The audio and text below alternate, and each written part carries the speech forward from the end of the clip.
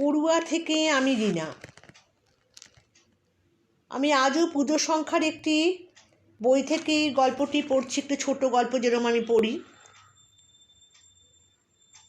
গল্পটির টপিকটা এতটাই ভালো লাগবে, বিশেষ করে যেই সময়ে বসে আমরা পড়াশোনাকে নিয়ে ক্রমশ যখন উচ্চশিক্ষার দিকে যাওয়ার সময় আমরা রেজাল্ট, জয়েন্ট, এসব নিয়ে যখন খুবই ব্যস্ত রয়েছি, যে না হলে কী হবে, ভালো রেজাল্ট না হলে, এসবকে নিয়েই একটা সুন্দর গল্প লিখেছেন তৃণাঞ্জন গঙ্গোপাধ্যায়।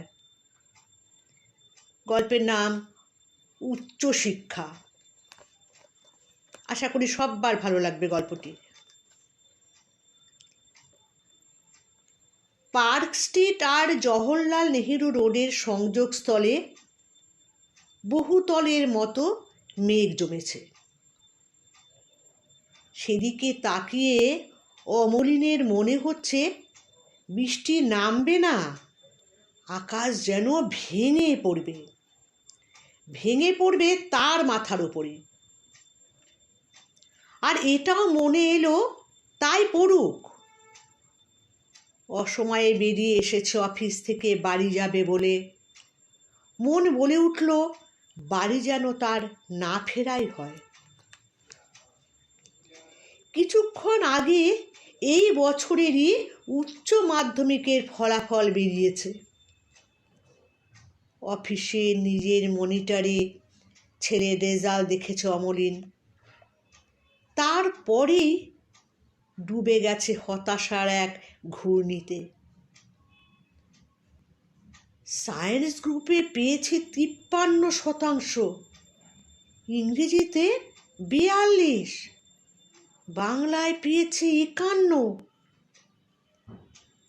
আজকাল ছেলেমেয়েরা এত নম্বর পায় যে তা মার্কশিটে ধরে না, বাড়ি থেকে বস্তা নিয়ে যেতে হয় সেই নম্বর আনার জন্য। সেখানে এই নম্বর পেয়ে কি করবে সৌভিক? এই নম্বর দিয়ে তো পশ্চিমবঙ্গের কোনো কলেজে কোনো বিষয়ে অনার্সে তো ভর্তি হতে পারবেই না। অনার্স তো অনেক দূরের কথা, কোথাও পাস কোর্সে ভর্তি হতে গেলে দাদা ধরতে হবে, পয়সা খরচ করতে হবে, সেই একটা ভিখিরির মতো এ দরজা থেকে ও দরজা ঘুরে বেড়াতে হবে। অফিসে নিজস্ব কম্পিউটারে ছেলের রেজাল্ট দেখার পরে অসুস্থ বোধ করতে থাকে। বেরিয়ে না এসে পারেনি। এখন বাস স্টপে আকাশে পাহাড়ের মতো মেঘ, একের পর আর এক বাস চলে যাচ্ছে, অথচ কোনোটাতে উঠতে পারছে না অমলিন। মনে পড়ে যাচ্ছে পেছনের কত কথা। ছেলের পড়াশুনোর ব্যাপারে কম পরিশ্রম করেছে, ভালো মাস্টার মশাইয়ের কাছে যাতে ছেলে পড়তে পারে তার জন্য দমদমের ঘুঘুডাঙ্গা থেকে যাদবপুরে ছেলেকে প্রাইভেট টিউশন দিতে নিয়ে গেছে। কলকাতার রাস্তাঘাট, বাস রুট তেমন কিছুই চেনে না মৃদুলা, তাই অমলিনকেই মূলত নিতে হয়েছে এই দায়িত্ব। তার বেসরকারি অফিস, বললেই ছুটি পাওয়া যায় না, তাই সাত সকালে শুধু চা খেয়ে ছেলেকে নিয়ে ছুটেছে ঘুঘুডাঙ্গা থেকে যাদবপুর। ফুটপাতের হোটেলে ভাত খেতে পায় না অমলিন, কীরকম একটা ঘেন্না করে, তাই 3টে রুটি খেয়ে কাটিয়ে দিয়েছে বাড়ি ফেরার আগে পর্যন্ত। এইসব কথা কি একদিনের জন্য ভেবেছে সৌভিক? ভাবলে কি এই নম্বর পেত? মাথায় তার চুল বেশি নেই যে মাথার চুল ছিঁড়বে, তাই ফেলে আসা কথার মধ্যে জাবর কাটা। তার বেসরকারি অফিসে চাকরি, অবসরের পরে পেনশন বা অন্য কোনো পথে আয় নেই। এখন যা রোজগার করছে তার থেকে জমিয়ে রেখে আগামী দিনে রসদ তৈরি করতে হবে। এ কথা বোঝার পরেও দু খেপে টিউটার রেখেছিল সৌভিকের জন্য। আজ থেকে 22 বছর আগে চাকরিতে ঢোকে অমলিন। মাইনে বেড়েছে, কিন্তু যে পদে তার নিয়োগ হয়েছিল আজও সেই পদেরই আছে। বাড়িঘর তাকে করতে হয়নি। ঘুঘুডাঙ্গার 2 কামরার একটা দোতলা বাড়ি অমরিনের বাবাই করে দিয়ে গেছেন। নিচের তলায় একটা ভাড়াটে রয়েছে।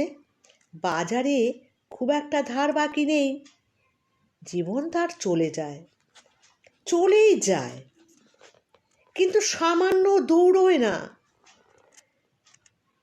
মাঝে মাঝে তার জীবন অন্তত একটু দৌড়ক, এমন তো সেও চায়।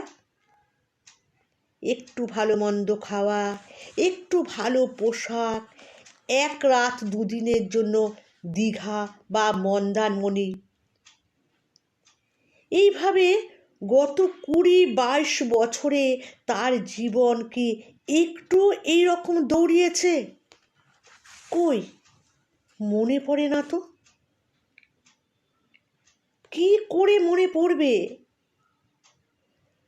সৌভিকের জন্য 2 পর্বের প্রাইভেট টিউশনের ব্যবস্থা করতে হয়েছে যে।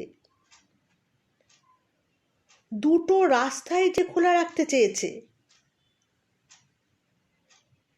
এমনিতে অমলিনের পরিকল্পনা ছিল ছেলে ইঞ্জিনিয়ারিং পড়বে।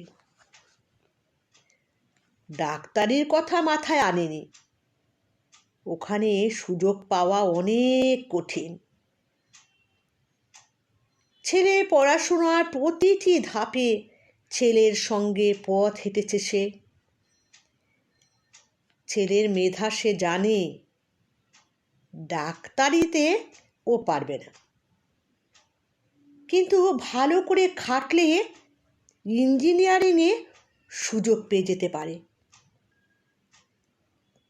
তাই ইঞ্জিনিয়ারিংয়ের রাজ্য ও সর্বভারতীয় প্রবেশিকা পরীক্ষার প্রস্তুতির জন্য প্রাইভেট টিউশনের ব্যবস্থা করে।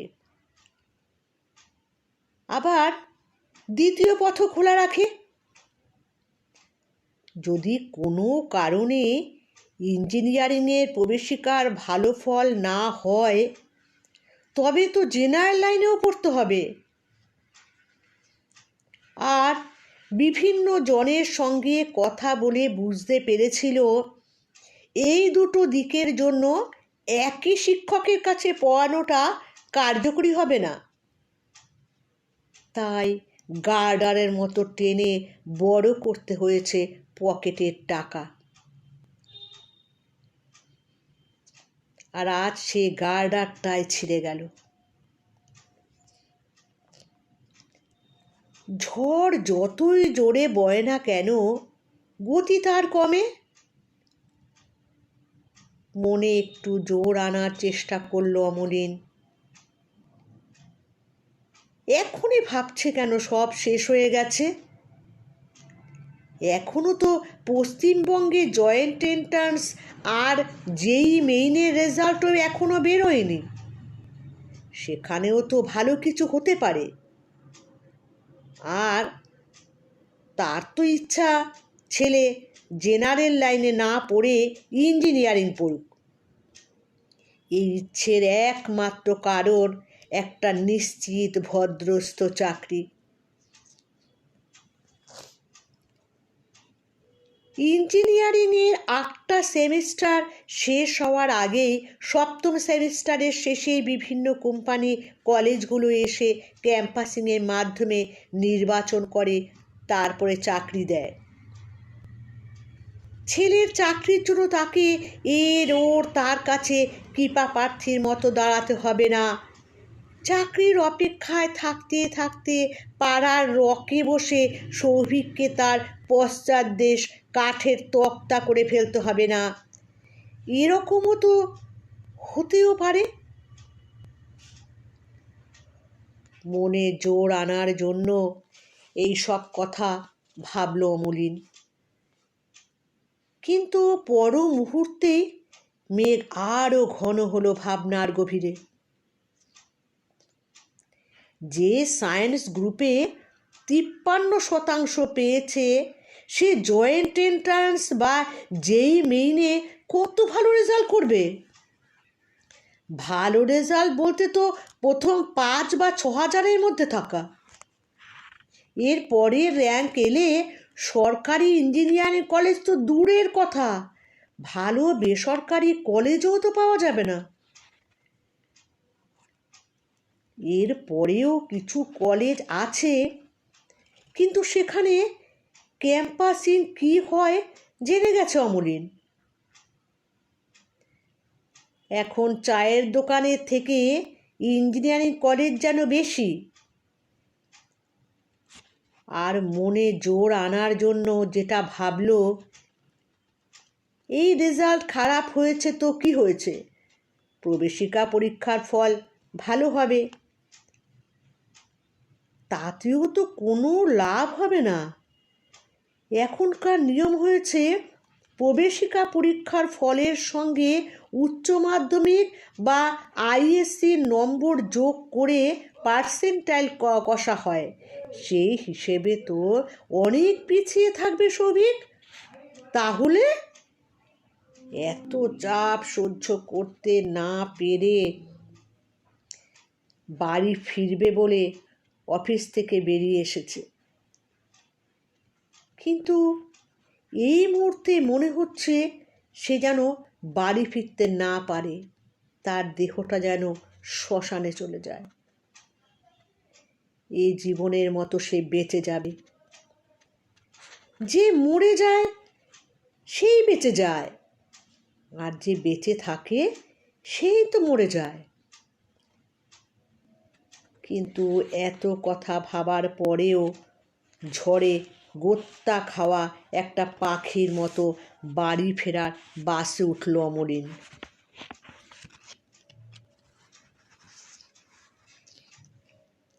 বাড়িতে ঢুকতেই একটা উৎসবের আবহাওয়া জাপটে ধরল অমলিনকে। নিচের তলার ভাড়াটের ঘরের সামনে খুলে রাখা জুতোর মেলা বলে দিচ্ছে অনেক মানুষ এসেছে ওদের ঘরে। গান বাজছে উঁচু শব্দে। ওদের ঘরে গান অবশ্য সবসময় উঁচু শব্দেই বাজে। ব্যাপারটা অমলিনের কাছে বিরক্তিকর হলেও কোনো দিন কিছু বলেও নি। আজকাল ভাড়ার বাজার আগের মতো চাঙ্গা নয়। হোম লোন দেওয়ার জন্য ব্যাংক এখন জামাই আদর করে, আর ভাড়ার এই 5,000 টাকাটা অমলিনের কাছে বেশ দরকারি।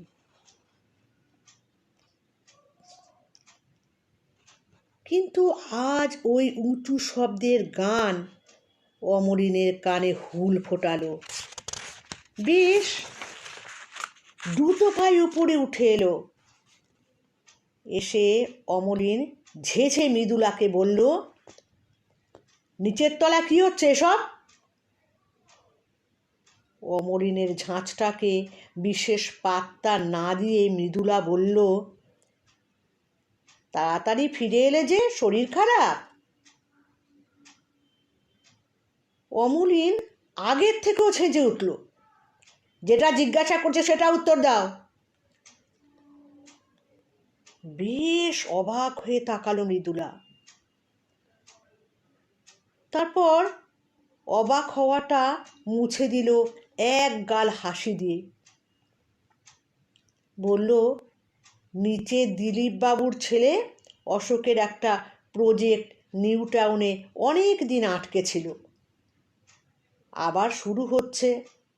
তাই ওর বন্ধু বান্ধব চেনা পরিচিতরা ওর কাছ থেকে খেতে চেয়েছে, তাই আজ খাওয়া দাওয়া হচ্ছে। অমলিন বলল, খেতে গেলে এরকম জোরে জোরে গান বাজাতে হয়?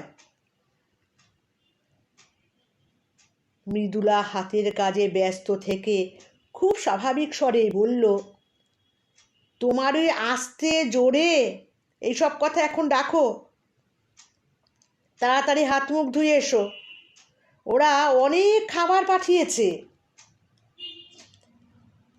অমলিনের কণ্ঠ থেকে যেন বাজ পড়ল। সৌভিক কোথায়? কেন? অমলিন কিচ্ছু বলতে পারল না। কাদের সঙ্গে সে বাস করে? ছেলের আজ রেজাল্ট বেরিয়েছে, সেটা জানে না মৃদুলা? অমলিনের লৌহ কঠিন মুখের দিকে তাকিয়ে মৃদুলা কি বুঝেছে তা মৃদুলাই জানে। বলল, এত সব ভালো ভালো খাবার পাঠিয়েছে, চিংড়ি মাছের মালাইকারি, ভেটকি মাছের পাতুরি, মাটন, মিক্সড ফ্রাইড রাইস। যাও তো, ওসব কথা রেখে তাড়াতাড়ি মুখ হাত ধুয়ে এসো, আমি গরম করে আনছি। অমলিনের এবার ধৈর্যের বাঁধ ভাঙল। ধমকে বলে উঠল, সৌভিক কোথায় বললে না তো? কি বলবো? ছেলের তোমার আজ কি হয়েছে কে জানে। এত ভালো ভালো খাবার কোনো রকমে খেয়ে বেরিয়ে গেল। কোনো রকমে খেয়ে বেরিয়ে যাবে না তো কি করবে? ও তো বুঝে গেছে আগামী দিনে তোর খাবার জুটবে না। কপালে কুঞ্চন তুলে মৃদুলা বলল, কেন? কেন? আজ ওর উচ্চ মাধ্যমিকের রেজাল্ট বেরিয়েছে জানো? কপালের কুঞ্চন মুছে গেল মৃদুলার। গালে ভেসে উঠল একটা আলো। বলল, পাশ করেছে? বিস্ময় যেন পাথর করে দেবে অমলিনকে। ঠোঁট ফাঁক করে বলল, পাস? শুধু পাস করলেই হবে? কোন পৃথিবীতে বাস করো তুমি? আজকাল শুধু পাস করলেই ভাত জোটে না।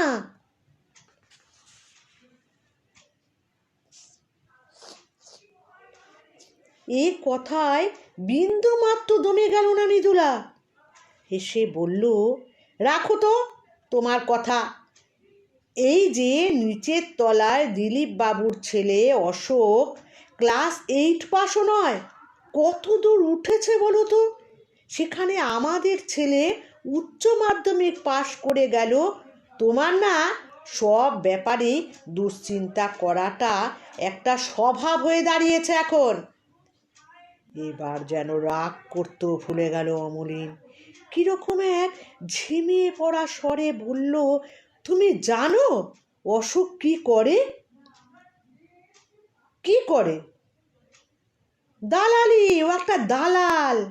শুধু তাই নয়, 1 নাম্বারের 2 নম্বরই।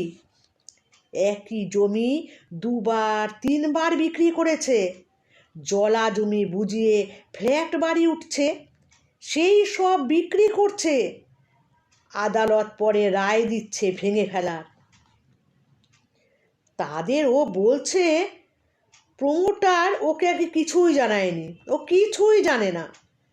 কত মানুষ তার শেষ সম্বল দিয়ে ফ্ল্যাট কেনে তুমি জানো? মৃদুলা এর উত্তরে কিরকম একটা অবিশ্বাস নিয়ে বলল, কই, এতদিন আছে, এ বাড়িতে তো কেউ ঝামেলা করতে আসেনি। আমার মনে হয় একটা ক্লাস 8 পাস না করা ছেলে এতটা উন্নতি করেছে, লোকে মনে এটা সহ্য করতেই পারছে না। অমলিন হা হয়ে দেখছে মৃদুলাকে। চিংড়ি মাছের মালাইকারি, ভেটকি পাতুরি, মাটন, মিক্সড ফ্রাইড রাইস, সব সুস্বাদু খাবার। কিন্তু এই খাবারগুলো মানুষের চরিত্র গঠনও করে দেয়। আবার সেই প্রবল রাগ ফিরে আসছে অমলিনের মধ্যে। বলল, ঠিক আছে, মেনে নিলাম ও অসৎ কাজের সঙ্গে যুক্ত নয়, কিন্তু কাজটা কি? ও তো একটা দালাল ছাড়া আর কিছু নয়। ও ক্লাস 8ও পাস করেনি। ওর কাছে হয়তো আর কোনো পথ খোলা ছিল না, তাই ওকে এই পথ বেছে নিতে হয়েছে। কিন্তু আমাদের সৌভিক লেখাপড়া শিখেছে। অশোকের মধ্যে দিয়ে তুমি সৌভিকের ভবিষ্যৎ খুঁজছো? কি করে পারছো তুমি? সৌভিক যদি কখনো দালালি করে, লোকে যদি আড়ালে আমাদের সম্পর্কে বলে দালালের বাবা, দালালের মা, তুমি মানতে পারবে? কি হলো বলো, উত্তর দাও। অমলিনের এত কথা, এত রাগের উত্তরে কোনো কথাই বলছে না মৃদুলা। এমনভাবে অমলিনের দিকে তাকিয়ে আছে যেন কি সব উল্টো পাল্টা কথাই বুঝি বলে চলেছে অমলিন। মৃদুলার এ নিরুত্তর থাকাটা ক্রোধের এক প্রবল বর্ষণে স্নান করিয়ে দিল অমলিনকে। কয়েক মুহূর্ত আগে ভেবেছিল মৃত্যুর মতো এক ঘুমে ঘুমিয়ে যাবে, কিন্তু সিঁড়ির মুখে চলে এলো অমলিন। এই মুহূর্তে মৃদুলার সামনে থেকে সরে আসতে হবে। বাড়ি থেকে বেরিয়ে যাওয়ার জন্য সিঁড়ি ধরে নামতে থাকলো সে। বাইরে প্রচণ্ড বৃষ্টি নেমেছে। পেছন থেকে মৃদুলা বেশ কয়েকবার ডাকলো, কিন্তু থামল না অমলিনের পা। শ্রাবণ মাসের আকাশ যেন পিসি সরকারের ম্যাজিক। মিনিট 10 আগে আকাশের দিকে তাকিয়ে মনে হচ্ছিল আজ আর অফিসে বেরোনোই হবে না। কিন্তু এখন অফিসের পথে হাঁটতে হাঁটতে মনে হচ্ছে গায়ের জামাটা খুলে ফেললেই বাঁচা যেত। চড়চড়ে রোদে পুড়ে যাচ্ছে পিঠ। অমলিনের অফিস একটি নামি চা কোম্পানি। পার্ক স্ট্রিটে মিডলটন রোয়ের মুখে এক বড় সড়ো বাড়িতে কোম্পানির কার্যালয়। দমদম থেকে মেট্রোতে উঠে পার্ক স্ট্রিট স্টেশনে না বেশে বাকি অল্প পথ হেঁটেই সে চলে যায়। সেই পথে হাঁটতে হাঁটতে পিঠ পোড়াচ্ছিল অমলিন। আর তখনই আর একটা ম্যাজিক ঘটে গেল। গত কয়েকদিন ধরে সৌভিকের আগামী পড়াশুনো, ভবিষ্যৎ নিয়ে যে স্তরে স্তরে মেঘ জমে উঠেছিল, হোর্ডিংটার দিকে তাকাতে হোর্ডিংয়ে লেখাগুলো পড়ার পরে মেঘ সরে গেল। ঝলমলে রোদ নেমে এলো অমলিনের মনে। হোর্ডিংয়ে বিজ্ঞাপনে প্রথম লাইনটা বড়শি যেমন মাছ গাঁথে তেমনই গেঁথে ফেলেছ অমলিনকে। দুধে হলুদ জমির ওপরে লাল রঙের লেখা, golden opportunity to be an engineer. পরের লাইনগুলো এক নিঃশ্বাসে পড়ে ফেলল। একবার নয়, দুবার নয়, 3 বার সে পড়ে নিল। বিজ্ঞাপনে লেখা একটি বিখ্যাত বেসরকারি ইঞ্জিনিয়ারিং কলেজ এই বছরে খুলতে চলেছে আর একটি শাখা। ঠিক শাখা নয়, ইতিমধ্যে যে বেসরকারি ইঞ্জিনিয়ারিং কলেজটি সারা দেশ জুড়ে নাম করে ফেলেছে, তারাই একটি ইঞ্জিনিয়ারিং বিশ্ববিদ্যালয় খুলবে। জয়েন্ট এন্ট্রান্সে শুধুমাত্র একটা র্যাঙ্ক থাকলেই হলো। মানেটা হলো জয়েন্ট এন্ট্রান্সের ফল ভালো হোক মন্দ হোক, ভর্তি হওয়ার সুযোগ থাকছে। আর এর সঙ্গে থাকতে হবে উচ্চ মাধ্যমিক বা আইএসসিতে সায়েন্স গ্রুপে ন্যূনতম 50% নম্বর। সৌভিক তো সায়েন্স গ্রুপে পেয়েছে 53%। আর জয়েন্টের রেজাল্ট নিয়ে ভাবার কোনো দরকার নেই, একটা র্যাঙ্ক হলেই হলো। তার মানে সৌভিকে ইঞ্জিনিয়ারিং পড়াটা হচ্ছে। এইভাবে একটা রাস্তা পাওয়া যাবে সে তো ভাবতেই পারছে না, জাস্ট ভাবতে পারছে না। অফিসে ব্যক্তিগত কথা কারোর সঙ্গে খুব একটা আদান প্রদান করে না অমলিন, কারণ তার এই 22 বছরের কর্মজীবনে সে একটি কথা বুঝে গেছে যে অফিসে প্রতিটি পদক্ষেপে ল্যান্ডমাইন পোতা আছে। খুব মন দিয়ে কারো সমস্যার কথা শুনবে, সহানুভূতি দেখাবে, আবার আড়ালে তাকে নিয়েই তার ব্যথার কথা নিয়েই চূড়ান্ত মজায় মেতে থাকবে। কিন্তু গত কয়েক দিনের ঘটনা তার মুখে চোখে এমন ছাপ ফেলেছে যে তাকে আর নিজের থেকে কাউকে এই বিষয়ে কিছুই বলতে হয়নি।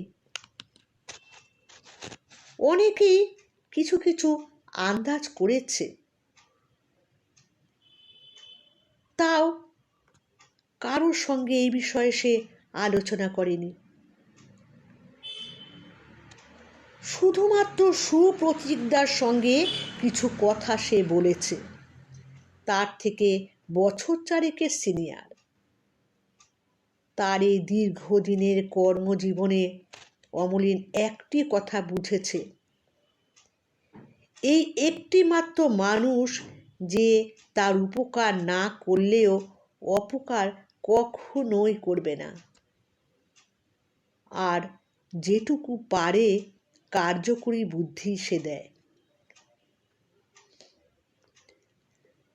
তাই অফিসে ঢুকেই হাজিরায় সইটা সেরে সুপ্রতীকদার কাছে চলে এলো অমলিন। হোর্ডিংয়ের বিজ্ঞাপন থেকে যা জেনেছে সব বলল। সব শোনার পরে সুপ্রতীকের মুখে বিশেষ আলো ফুটল না। বলল, এত সহজে ওখানে ভর্তি হওয়াটা, পেছনে কিছু নেই তো, ভালো করে জান ব্যাপারটা। কিঞ্চিত বিরক্ত হয়ে সুপ্রতীককে কেটে দিয়ে অমলিন বলল, সহজ কেন হবে না? ইউনিভার্সিটির তো এই বছরই প্রথম খুলছে এখানে, এখন তো ওদের ছাত্রছাত্রীর দরকার হবে। সুপ্রতীক মৃদু হেসে বলে, আমি তো সেই কথাই বলছি। নতুন ইনস্টিটিউট, এখন ওদের স্টুডেন্ট দরকার। বিজ্ঞাপনে এত সব বলে বাজার তৈরি করতে চাইছে কিনা কে জানে। পরে দেখলি ওখানে পড়ে তোর ছেলের কোনো লাভই হলো না। লাভ হবে না? লাভ হবে না এটা আমি নিশ্চিতভাবেও বলছি না, কিন্তু শুনেছি নতুন ইনস্টিটিউটগুলোতে ক্যাম্পাসিং ভালো হয় না, কারণ কোম্পানিগুলো আসতেই চায় না। ওরা প্রথম 3-4 বছর দেখে নিতে চায় ওই ইনস্টিটিউটে কেমন পড়াশুনো হচ্ছে। যেসব ছেলে মেয়ে পাশ করে বেরোচ্ছে তাদের মান কীরকম? আর ক্যাম্পাসিং যদি ভালো না হয়, যদি চাকরি না হলো, তবে কি হলো? বিজ্ঞাপন স্তরে স্তরে জমে ওঠা কালো মেঘ সরিয়ে যে রোদ ঢেলে দিয়েছিল অমলিনের দুশ্চিন্তার উপরে, সেই রোদ মুহূর্তে হারিয়ে গেল। সুপ্রতীক বলল, আরও কিছু কথা আছে। খরচের কথা তো বিজ্ঞাপনে কিছুই দেখছি আর লেখেনি। এই ধরনের ইনস্টিটিউটগুলো কিন্তু কোর্স ফি ছাড়াও অনেক টাকা চায়। সেই টাকারও আবার একটা সুন্দর নাম আছে, ক্যাপিটেশন ফি। 6 লাখ 7 লাখ, সেই টাকাটার আবার কোনো রেট নেই ক্যান্ডিডেট বুঝে। এমনও হয়েছে যে জয়েন্ট এন্ট্রান্স কাউন্সিলের নিয়ম হচ্ছে উচ্চ মাধ্যমিক বা আইএসসিতে সায়েন্স গ্রুপে 50% নম্বর পেতে হবে, কিন্তু সেই পার্সেন্টেজটা নেই, তাকেও ভর্তি করে নিয়েছে। পরে আর ডিগ্রি দিতে পারেনি। এদিকে ততদিনে কোর্স ফির 3-4 লাখ টাকা খরচ হয়ে গেছে। অমলিন চরম বিস্ময় নিয়ে বলল, ওইসব বাবা মায়েরা জানতো না ওই পার্সেন্টেজে ইঞ্জিনিয়ারিং পড়া যায় না?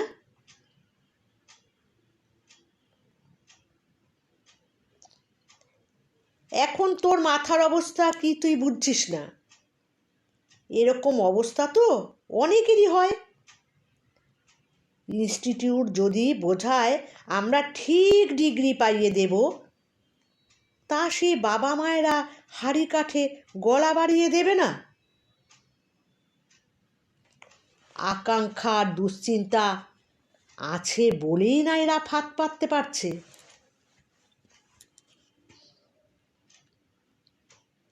এখন আর কোনো কথা খুঁজে পাচ্ছে না অমলিন। হতাশায় টেবিলের উপরে ঝুঁকে গেল মাথা। সুপ্রতীক মমতা নিয়ে হাত রাখলো অমলিনের পিঠে, বলল, আমি যেগুলো বললাম ঠিক তাই তাই ঘটবে এই ইনস্টিটিউটে, আমি কিন্তু সে কথা বলছি না, কিন্তু 10 বার ভেবে তুই 1 পা এগোবি। অমলিন এবারেও বোবা। কি বলবে সে কিছুই তো বুঝতে পারছে না। সুপ্রতীক বলল, শোন, বিজ্ঞাপন পড়ে কিছুই বোঝা যায় না, তুই ওদের অফিসে যা, সামনাসামনি বসে কথা বল, দরকার হলে বেশ কয়েকবার যা। বেশ কয়েকবার গেলে তো আরও কিছু গার্ডিয়ানের সঙ্গেও তোর দেখা হয়ে যাবে, ব্যাপারটা তখন তুই আরও ভালো বুঝতে পারবি। ভেঙে পড়া অমলিনের কাঁধে হাত রাখল সুপ্রতীক, বলল, ওদের অফিস কোথায়?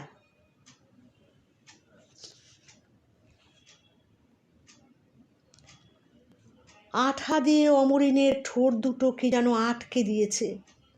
কোনো রকমে সেই ঠোঁট খুলে অমলিন বলল, সেক্টর 5-এ। শোন, এত আলোচনা না করে, এত না ভেবেই তুই না কালই তুই ওদের অফিসে তুই চলে যা। এর জন্য তোকে ছুটি নিতে হবে না। কাল তাড়াতাড়ি অফিসে চলে আয়, কয়েকটা চিঠি দিয়ে তোকে আমি আমাদের ডালহৌসির অফিসে পাঠাবো। তুই চিঠিগুলি রিসিভ করিয়ে সেক্টর 5-এ চলে যাবি। কেউ যদি তোর খোঁজ করে, আমি বলে দেব তোকে কাজ দিয়ে বাইরে পাঠানো হয়েছে। ঠিক আছে? শিশুর মতো ঘাড় নাড়ল অমলিন। ডালহৌসি থেকে একটা বাসে করে এসেছিল উল্টোডাঙার হাটকোমরে। ওখান থেকে আরেকটি বাসে করে চলে এসেছে সেক্টর 5-এ ওদের ইনস্টিটিউটের অফিসে। ঘোর বর্ষা হওয়া সত্ত্বেও অমলিনের শরীর হয়ে উঠেছে ভাপানো মাছ। কিন্তু ওদের অফিস ঘরে ঢুকতেই সারা শরীরে একটা শান্তির স্রোত বয়ে গেল। ঘরটা জুড়ে চিল্ড এসির প্রবাহ।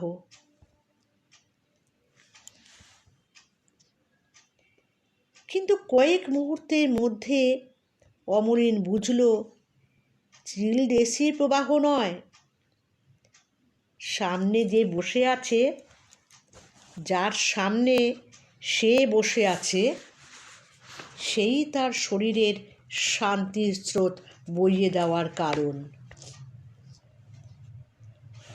কি উজ্জ্বল ছেলেটির মুখ, কথা বলায় অদ্ভুত এক সপ্রতিভতা।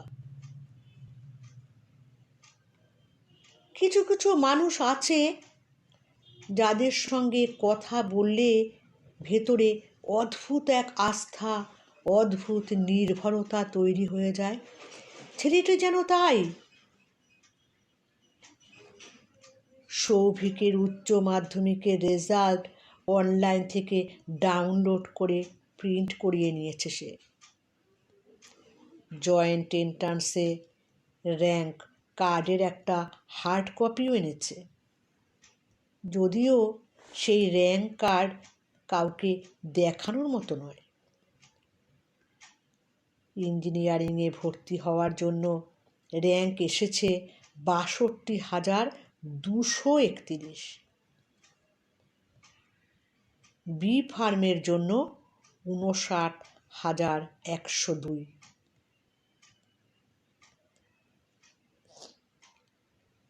দুটো কাগজ এগিয়ে দিয়েছে ছেলেটির সামনে। অদ্ভুত এক কুণ্ঠার আরতি নিয়ে ছেলেটির দিকে তাকিয়ে আছে অমলিন। দুটো কাগজ ভালো করে দেখে নিয়ে ছেলেটি অমায়িক হেসে বলল, আপনি এত টেনশন করছেন কেন? সব ঠিক আছে, আপনার ছেলে ভর্তি হতে পারবে। না মানে, যে র্যাঙ্ক এসেছে তাতে তো টেনশন হওয়ারই কথা। ছেলেটি আবার অমায়িকভাবে হাসল। আমরা কি বলেছি? জয়েন্ট এন্ট্রান্সে একটা যে কোনো র্যাঙ্ক হলেই হলো, মানে অ্যাপিয়ার করতে হবে শুধু। যদি তা নাও করে তা হলেও হবে। আমরা ইনস্টিটিউটের পক্ষ থেকে নিজেরাই একটা এন্ট্রান্সের ব্যবস্থা করব। এই কথাটা পরের বিজ্ঞাপনে থাকবে। এই কথাটা আপনার চেনা পরিচিতদের বলবেন। কত বাবা মা আপনার মতো টেনশানে আছে বলুন তো, তাদেরও উপকার হবে। ছেলেটি আবার হাসল। আপনি সব চিন্তা ঝেড়ে ফেলে যত তাড়াতাড়ি পারেন 51,000 টাকা জমা দিয়ে রেজিস্ট্রেশনটা করে ফেলুন।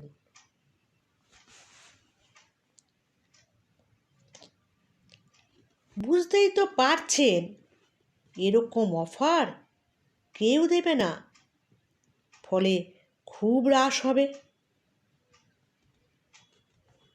আর সিট তো লিমিটেড না। অমলিনের বুকের ভেতরে একটা টেনিস বল ড্রপ খেতে শুরু করেছে। মৃদু উত্তেজনা নিয়ে সে বলল, 51,000 হয়ে যাবে? হ্যাঁ, এটা রেজিস্ট্রেশনের জন্য। পরে 8টা সেমিস্টারের 8টা কোর্স ফি, গড়ে একটার জন্য ধরে রাখুন 60 থেকে 65 মতো।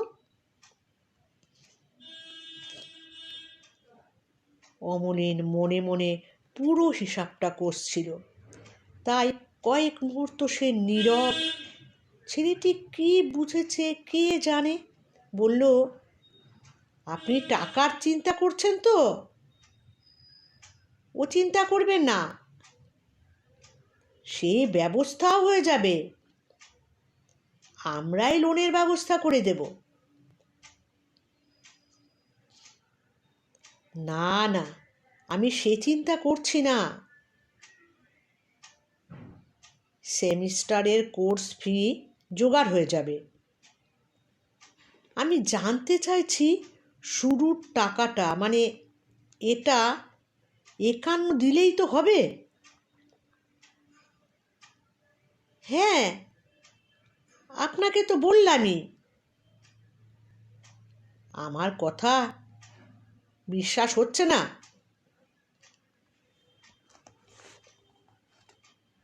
ছেলেটি হাসল, সেই অমায়িক হাসি। অমলিন সামান্য লজ্জা নিয়ে বলল, না না, আপনাকে বিশ্বাস করব না কেন? শুনেছি ক্যাপিটেশন ফি অনেক লাগে, 5-6 লাখ টাকার ব্যাপার, সেখানে মাত্র 51,000।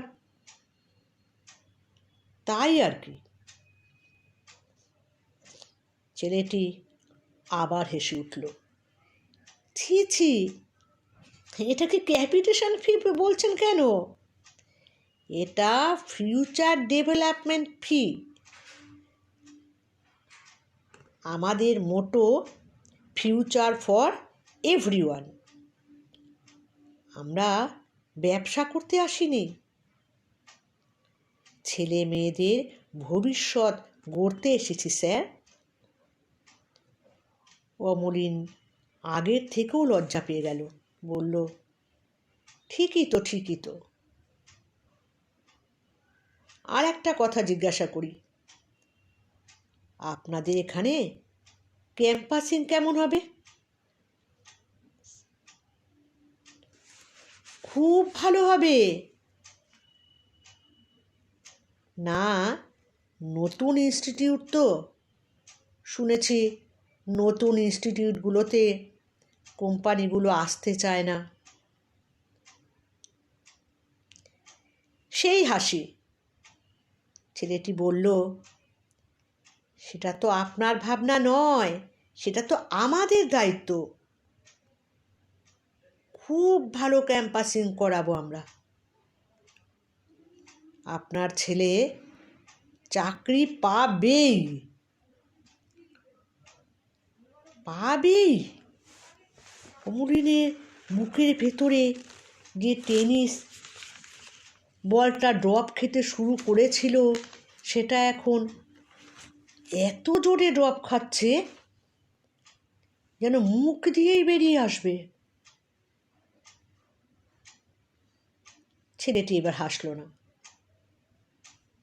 খুব শান্ত স্বরে বলল, আমি গ্যারান্টি। অমলিন বোকার মতো তাকিয়ে আছে। ছেলেটি বলল, বুঝলেন না? ধরুন আপনার ছেলে বিটেক পড়ল, পাশ করল, ক্যাম্পাসিংয়ে চাকরি পেল না। বা ধরুন ক্যাম্পাসিং হলো না, যদিও সেটা অকল্পনীয়, তবু ধরুন তাই হলো। তবুও আপনার ছেলে চাকরি পাবে। তবুও? হ্যাঁ, এখন প্রতিদিন নতুন নতুন ইঞ্জিনিয়ারিং কলেজ হচ্ছে। এই কলেজগুলো চালানোর জন্য প্রচুর স্টাফের দরকার পড়ে। সেখানে বিটেক পাশ করা ছেলে মেয়েদের অগ্রাধিকার থাকে। অফিস থেকে মাইনে পাবে, আবার উপরি রোজগারও আছে। উপরি রোজগার? হ্যাঁ, স্টুডেন্ট পার্টি মানে অভিভাবকদের বুঝিয়ে যত ছেলে মেয়েদের ভর্তি করাতে পারবে তার উপরে কমিশন পাবে। এই যে আমি বিটেক পাশ করে ইঞ্জিনিয়ারিংয়ে চাকরি পাইনি, তাতে কি আমার জীবন ব্যর্থ হয়ে গেছে? নিজের পয়সা ফ্ল্যাট কিনেছি, গাড়ি করেছি। থরথর করে অমলিনের ভেতরটা কেঁপে উঠল। সেদিন রাগ করে মৃদুলাকে বলেছিল তাদের নিচের তলার অশোক ক্লাস 8-এর বেশি পড়েনি, ওর কাছে অন্য কোনো পথ ছিল না, তাই জমি বাড়ির দালালি করে, পার্টিকে বুঝিয়ে ফ্ল্যাট বেচে, জমি বেচে। তাদের ছেলে সৌভিক একদিন বিটেক পাশ করে ওই অশোকের কাজ করবে। অশোক বুঝিয়ে শুনিয়ে ফ্ল্যাট বিক্রি করে, জমি বিক্রি করে।